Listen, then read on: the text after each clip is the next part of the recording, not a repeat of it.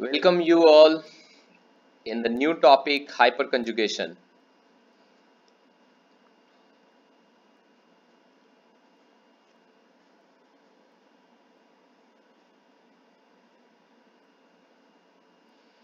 The definition is delocalization of conjugated CH sigma electrons with pi bond or positive charge or free radical is called hyperconjugation or H effect. Hyperconjugation structures may be written involving no bond between the alpha carbon and hydrogen atom, so they are also known as no bond resonance. Nathan Brecker observed it first in laboratory, so it is also called Nathan Brecker effect. It is also a permanent effect. The condition for hyperconjugation, we have two conditions for hyperconjugation. One is compound should have a carbon which is sp2 carbon. Here this carbon is sp2 carbon and a carbon attached to this is called alpha carbon, and alpha carbon should have at least one alpha hydrogen. So these two are conditions. The carbon should have one carbon should have sp2 carbon, which may be either of alkene, alkyl carbonyl carbocation or alkyl free radical, and the next is there should be at least one alpha hydrogen. Types of hyperconjugation.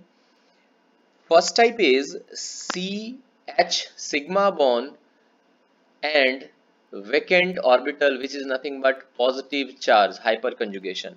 Here it is a positive charge, and as we were saying that this is sp2 positive charge, and this is alpha carbon, this is alpha carbon.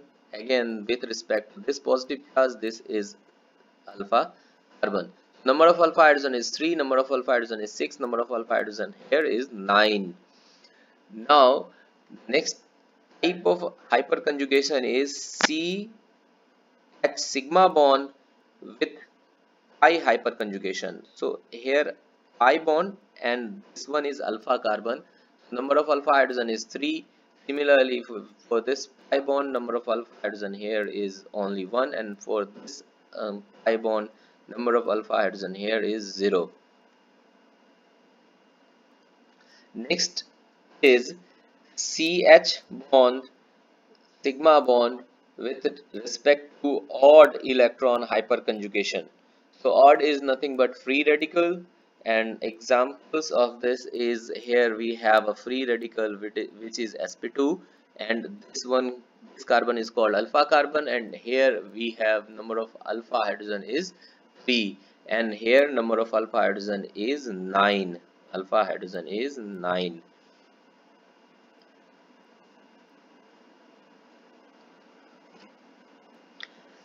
Carbanion can never show hyperconjugation. It is written here. Please keep in mind कि कार्बोनाइन कभी भी hyperconjugation show नहीं कर सकता है. Hyperconjugating structures due to hyperconjugation may be written involving no bond. इसीलिए इसे no bond hyperconjugation या no bond resonance भी कहते हैं. जिसका एक एग्जाम्पल यहाँ पर हम देख सकते हैं. ये CH बॉन्ड ब्रेक होकर यहाँ पर C पर नेगेटिव चार्ज डेवलप करता है, जिसकी वजह से इस कार्बन पे एक पॉजिटिव चार्ज आएगा, और इस पॉजिटिव को सब्सिडाइज करने के लिए इस हाइड्रोजन के दो बॉन्ड, एक बॉन्ड है जिसके दो इलेक्ट्रॉन हैं, ये सिग्मा बॉन्ड के, ये सिग्मा बॉन्ड यहाँ शिफ्ट हो जाता है और इस हाइड्रोजन के पास कोई इलेक्ट्रॉन नहीं बचता है और ये H प्लस बन जाता है. तो इस समय यहाँ पर हाइड्रोजन और कार्बन के बीच में कोई बॉन्ड नहीं है, no bond, hence it is called no bond resonance. और ये और ये तीनों अल्फा हाइड्रोजन इक्वली हैं, तो ये तीनों इस तरीके से स्ट्रक्चर 1, स्ट्रक्चर 2 और स्ट्रक्चर 3 में इक्वली कंट्रीब्यूट भी करेंगे और तीन रेजोनेटिंग स्ट्रक्चर्स बनाएंगे, और इन सभी रेजोनेटिंग स्ट्रक्चर्स को हम लोग नो बॉन्ड रेजोनेंस या हाइपरकंजुगेशन स्ट्रक्चर्स बोलेंगे. और हाइपरकंजुगेशन का जो ऑर्डर होता है वो CH बॉन्ड में ज़्यादा होता है CD बॉन्ड के कंपैरिजन में, और CT बॉन्ड का सबसे कम होता है. यहाँ पर अगर H के बदले D हो या T हो तो हाइपर कंजुगेशन डिक्रीज होता जाएगा। Now the application of hyperconjugation, first is stability of carbocation. So if there is more number of alpha hydrogen, more will be the hyperconjugating structures and the stability of a carbocation will increase. First example, here we have no alpha carbon, so alpha hydrogen equals to 0. Here alpha hydrogen is 3, here alpha hydrogen is 6, and here alpha hydrogen is 9. So stability is like this: number of alpha hydrogen increases, stability will increase. So answer is this. Again, for pi conjugation we will see here pi and this is alpha, pi and alpha, pi and alpha. So all the places we have 3 alpha hydrogen, 3 alpha deuterium and 3 alpha tritium. As we know, hyperconjugation effect is more in hydrogen than deuterium than tritium. So stability order is like this, which is written here. Next example, again here we have pi bond and alpha, pi bond and alpha, pi bond and alpha, pi bond and alpha. Number of alpha hydrogen is 3 here, 2 here, 1 here and 0 here. So stability will be like this. Next is stability of alkenes. Again, hyperconjugation explains the stability of alkene over some other alkenes. On the basis of hyperconjugation, we can say which alkene is more stable and which alkene is less stable. So stability of alkene is proportional to number of alpha hydrogens, which is obviously number of hyperconjugating structures. तो यहाँ पर हम देखें तो ये alpha hydrogen यहाँ पर 3 है, अल्फा हाइड्रोजन की संख्या यहाँ पर 3 है, यहाँ पर अल्फा हाइड्रोजन की संख्या 2 है। आप देखें हम लोग इस पाई बॉन्ड के रिस्पेक्ट में देख रहे हैं, इस पाई बॉन्ड के रिस्पेक्ट में देख रहे हैं, और यहाँ पर नंबर ऑफ अल्फा हाइड्रोजन की संख्या सिर्फ 1 है। जैसे जैसे अल्फा हाइड्रोजन की संख्या घटती है, एल्कीन की स्टेबिलिटी डिक्रीज होती है। तो स्टेबिलिटी ऑर्डर यहाँ पर इस तरीके से होगा। Answer is 1 is more stable than 2 and 2 is more stable than 3. इस एग्जाम्पल में अगर बात करें तो यहाँ पर देखें तो ये पाई बॉन्ड है, सिमिलरली ये यहाँ पर ये पाई बॉन्ड है, यहाँ पर ये पाई बॉन्ड है, यहाँ पर ये पाई बॉन्ड है, और नंबर ऑफ अल्फा हाइड्रोजन यहाँ पर 3 है, यहाँ पर अल्फा हाइड्रोजन की संख्या 2 है, यहाँ पर अल्फा हाइड्रोजन की संख्या 1 है जो ये है, और नंबर ऑफ अल्फा हाइड्रोजन की संख्या यहाँ पर 0 है। अल्फा हाइड्रोजन की संख्या जैसे जैसे डिक्रीज होती है, स्टेबिलिटी भी उसी ऑर्डर में डिक्रीज होता जाता है। Stability of alkyl free radicals. Stability of alkyl free radicals can be explained by hyperconjugation. Stability depends on the number of hyperconjugating structures. तो अगर फ्री रेडिकल की बात करें तो ये इसकी स्टेबिलिटी सिमिलर होती है जैसे कार्बोकेटाइन की स्टेबिलिटी होती है। यहाँ पर नंबर ऑफ अल्फा हाइड्रोजन 0 है, यहाँ पर नंबर ऑफ अल्फा हाइड्रोजन 3 है, यहाँ पर 3 and 3 6 है, यहाँ पर 3 and 3 9 है। तो इस तरीके से जैसे जैसे number of alpha hydrogen increase होती है, इसकी स्टेबिलिटी भी इंक्रीज होती जाती है फ्री रेडिकल्स की भी, और ये सिमिलर होता है कार्बोकेटाइंस के।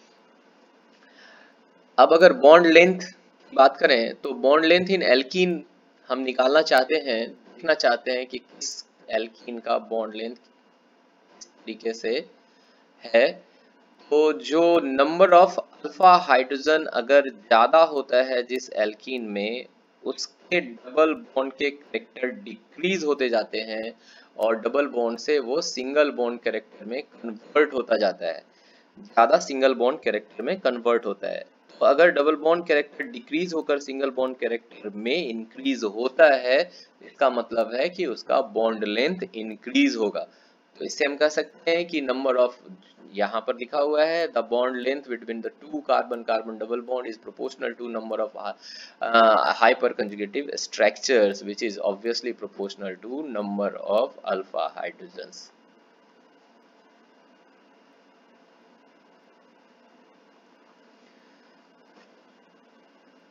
तो यहाँ पर देखें ये डबल बॉन्ड है और ये आपका अल्फा पोजीशन है, ये भी अल्फा पोजीशन है। तो अल्फा हाइड्रोजन की संख्या यहाँ पर 6 है, यहाँ पर ये अल्फा पोजीशन है, तो यहाँ पर अल्फा हाइड्रोजन की संख्या 3 है और यहाँ पर अल्फा पोजीशन है ही नहीं, तो अल्फा H 0 है। जो बॉन्ड लेंथ होगा वो इस तरीके से होगा, इसमें डबल बॉन्ड कैरेक्टर डिक्रीज होकर सिंगल बॉन्ड कैरेक्टर सबसे ज्यादा होगा, इसमें डबल बॉन्ड कैरेक्टर थोड़ा कम डिक्रीज होगा और सिंगल बॉन्ड कैरेक्टर थोड़ा कम आएगा, और इसमें प्योरली डबल बॉन्ड कैरेक्टर होगा। तो इस तरीके से जो सिंगल बॉन्ड कैरेक्टर जैसे जैसे बढ़ता है तो बॉन्ड लेंथ भी उसका बढ़ता है। तो ये बॉन्ड सबसे बड़ा होगा, A is bond length order is A is greater than B and B is greater than C. Similarly, for this example, calculate the number of alpha hydrogen here. Alpha hydrogen is 3, alpha hydrogen is 2, and alpha hydrogen is 1. So bond length will be this in this order. A is greater than A, B and C. So A is greater than B is greater than C. इसमें single bond character ज़्यादा होगा इससे और इसमें ज़्यादा होगा इससे। Now the electron releasing or donating power of R in alkyl benzene. अगर बेंजीन ग्रुप में हम CH3 ग्रुप की बात करें तो यहाँ पर ये जो CH3 है ये इस पाई के रिस्पेक्ट में अल्फा पोजीशन पे है और यहाँ पर हाइपर कंजुगेशन के वजह से ये इलेक्ट्रॉन डोनेटिंग नेचर का होता है। वो यहाँ पर हम हाइपर कंजुगेशन से इस के डिफरेंट रेजोनेटिंग स्ट्रक्चर 1, 2 और 3 से देख सकते हैं कि ये जो CH3 ग्रुप है, ये जो CH3 ग्रुप है ये रिंग को इलेक्ट्रॉन डोनेट कर रहा है नो बॉन्ड यानी हाइपर कंजुगेशन से। Electron donating power of alkyl group will depend on the number of hydrogens present on the alpha carbon. Obviously जितने नंबर ऑफ अल्फा हाइड्रोजन्स होंगे उतने ही ज्यादा हाइपर कंजुगेटिंग स्ट्रक्चर्स होंगे और उतना ही ये एल्कीन जो यहाँ से अटैच्ड होगा वो उतना ही ज्यादा इलेक्ट्रॉन डोनेटिंग नेचर का होगा। Electron releasing power of some groups are as follows. So यहाँ पर देखें अगर बेंजीन से ये सारे ग्रुप्स अटैच्ड हैं, दीज ग्रुप्स आर जी, ये ग्रुप अगर ये सारे ग्रुप्स हैं और ये बेंजीन से अटैच्ड हैं तो इनकी इलेक्ट्रॉन डोनेटिंग नेचर जो होगी, यहाँ पर अल्फा हाइड्रोजन 3 है क्योंकि ये ग्रुप में जो कार्बन फर्स्ट कार्बन है वो यही कार्बन है, यहाँ पर इस ग्रुप में ये अल्फा कार्बन है और यहाँ पर 2 है अल्फा हाइड्रोजन की संख्या, यहाँ पर अल्फा हाइड्रोजन की संख्या 1 है और यहाँ पर अल्फा हाइड्रोजन की संख्या 0 है।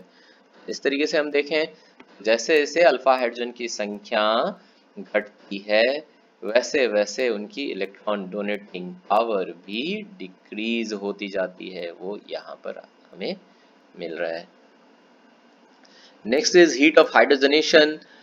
अगर एक एल्कीन ज्यादा स्टेबल है तो इसकी एनर्जी कम होगी विथ रिस्पेक्ट टू एंड दूसरा एल्कीन। अगर ये एक एल्कीन 1 है और ये एक एल्कीन 2 है, एनर्जी ग्राफ पर ये यहाँ पर है और ये यहाँ पर है, तो ये एनर्जी है और इधर हमारे 2 एल्कीन्स हैं, तो A1 will be more stable, A1 will be more stable than A2 कि इसकी एनर्जी A1 की लोअर है। अब हीट ऑफ हाइड्रोजनेशन का जो डेफिनेशन है वो ये है कि heat evolve when 1 mole of, इसे इरेज कर लो, it evolved when 1 mole of any unsaturated hydrocarbon are hydrogenated is called heat of hydrogenation. So it is heat evolved exothermic process. If alkene is more reactive towards hydrogen then it will evolve more hydrogen, and if alkene is more stable then it will release less energy and delta H value will less. So delta H value will inversely proportional to stability of alkene, which is obviously inversely proportional to number of alpha hydrogen. एक alkene में जितने ही number of alpha hydrogen ज्यादा होंगे वो उतना ही ज्यादा stable होगा और उस एक स्टेबल एल्कीन का हीट ऑफ हाइड्रोजनेशन उतना कम होगा। और जितने नंबर ऑफ पाई बॉन्ड ज्यादा होंगे हीट ऑफ हाइड्रोजनेशन उतना ज्यादा होगा। तो heat of hydrogenation is an exothermic process। Example of heat of hydrogenation यहाँ पर कुछ एग्जांपल्स दिए हुए हैं, फर्स्ट, सेकेंड और थर्ड। आप देखें यहाँ पर number of alpha hydrogen is 2, यहाँ पर number of alpha hydrogen is 6। जिसमें नंबर ऑफ अल्फा हाइड्रोजन ज्यादा है वो ज्यादा स्टेबल होगा और उसका हीट ऑफ हाइड्रोजनेशन कम होगा। तो ये फर्स्ट वाला का हीट ऑफ हाइड्रोजन ज्यादा है, सेकेंड वाले का हीट ऑफ हाइड्रोजनेशन कम है। सिमिलरली दूसरे एग्जांपल में भी हम कंपेयर कर सकते हैं। यहाँ पर सी डबल बॉन्ड सी ये है, ये वाला अल्फा हाइड्रोजन है, सो यहाँ पे 2 है, और यहाँ पे डबल बॉन्ड ये है तो ये अल्फा हाइड्रोजन है, यहाँ पे 1 है। नंबर ऑफ अल्फा हाइड्रोजन जैसे ही डिक्रीज होता है हीट ऑफ हाइड्रोजनेशन इंक्रीज हो जाएगा, क्योंकि अल्कीन की स्टेबिलिटी डिक्रीज हो जाएगी। यहाँ पर CH3 है, यहाँ पर 3 और यहाँ पर 3, ये 3 3 6 अल्फा हाइड्रोजन है इसमें, और इसमें 2 और यहाँ पर 2 4 अल्फा हाइड्रोजन है। तो number of alpha hydrogen lesser है दूसरे में, तो इसकी हीट ऑफ हाइड्रोजनेशन ज्यादा होगी। Now heat of combustion. Heat of combustion is energy liberated during complete combustion of organic compounds. Heat of combustion is directly proportional to number of carbon atoms. अगर number of carbon atoms ज़्यादा हैं तो heat of combustion ज़्यादा होगा, वो यहाँ पर हम लोग देख सकते हैं। और heat of combustion जो है वो stability of hydrocarbon के inversely proportional होगा। एक हाइड्रोकार्बन जितना ज्यादा स्टेबल होगा उसकी एनर्जी उतनी कम होगी, और कंबसन के बाद वो उतना कम एनर्जी रिलीज करेगा। तो नंबर ऑफ अल्फा हाइड्रोजन के बेसिस पे हम बता सकते हैं इस एग्जांपल में कि सबसे ज्यादा स्टेबल ए स्ट्रक्चर है, फिर बी, फिर सी, फिर डी। हीट ऑफ कंबशन जो होगी वो डी की सबसे ज्यादा होगी, जो सबसे लेस स्टेबल होगा। Less stable means higher energy.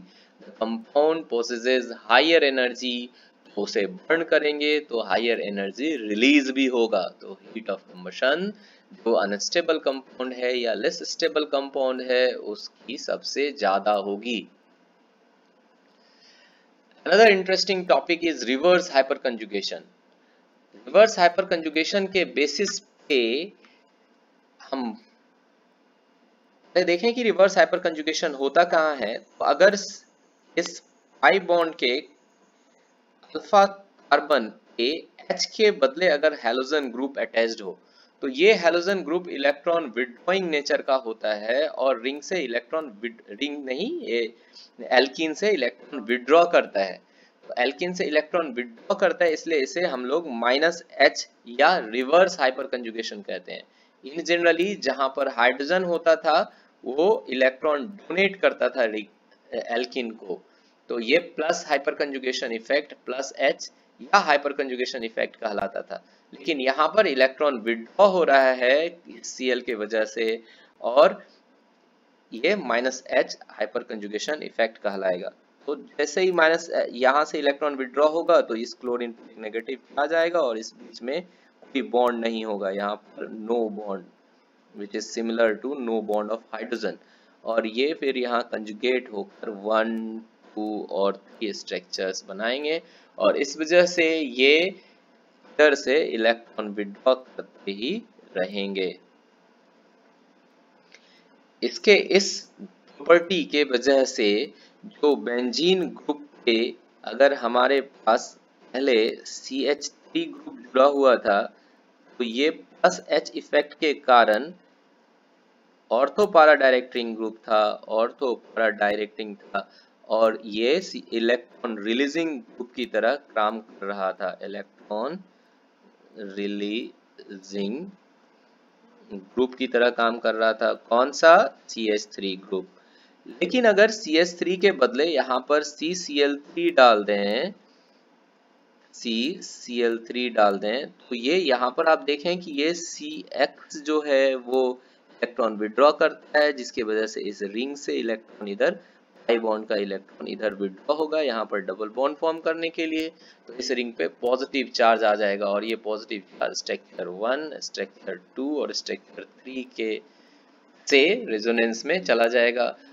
तो ओवरऑल जो इफेक्ट होता है इस CH3 का वो इलेक्ट्रॉन विड्रॉइंग ग्रुप का हो जाता है और ये -H हाइपर कंजुगेशन कहलाता है। और चूंकि ये विड्रॉइंग है इसीलिए मेटा डायरेक्टिंग हो जाता है और इलेक्ट्रॉन विड्रॉइंग